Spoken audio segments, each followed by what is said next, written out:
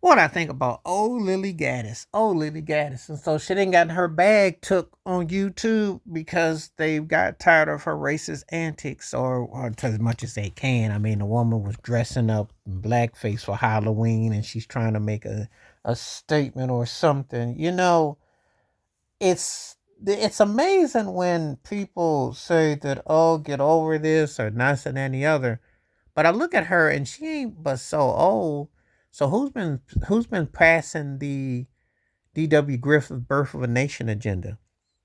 Who does that? you know. Every time you watch Hollywood or something and they have someone who does a mockery or something, they want to do blackface, they want to do something so bad that it's just a matter of time it's coming. Now I am for one, I ain't never, ever, ever, ever, ever, ever forgave Jimmy Kimmel for that. Or Fallon or all of them. I don't find anything funny about it.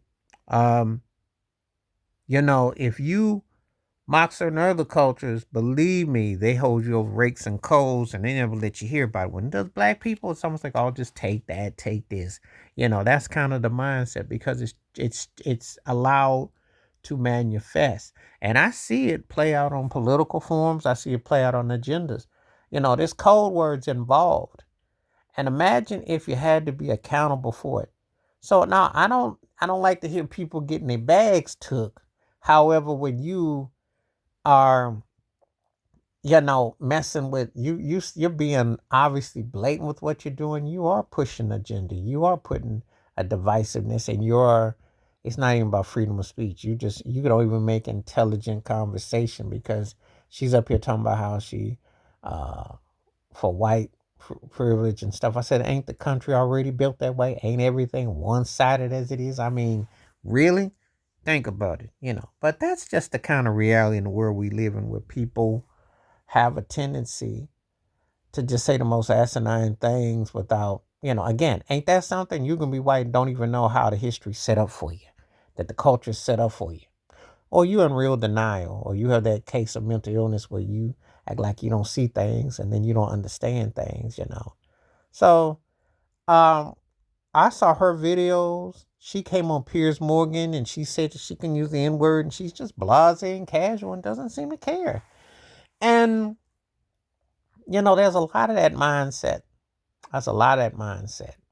But I'd like to see her in 20 so years and see if she morphs into Marjorie Taylor Greene, but something offends her enough and then she looks back on her behavior and transgressions and like questions why was she in that mindset? Because that's pretty sad, sorry state of affairs, but there are people that think like that, and that's the kind of reality that they want to float and cope. And again, that has been legally allowed. She said that, she's profit off of that, and it goes on. You think about that white woman at that playground where the black kid who took the toy, the seesaw, and she used a racial slur, and you think about how it's just so common where people don't even have the tact. They don't have the uh, compassion and just go in and say anything. Just say anything. And this is what you're dealing with a lot.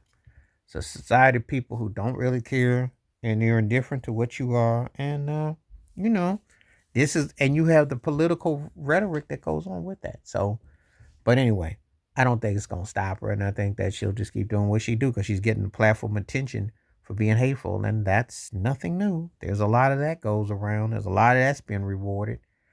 They're holding her bag for now. We'll see if they'll hold the bag longer.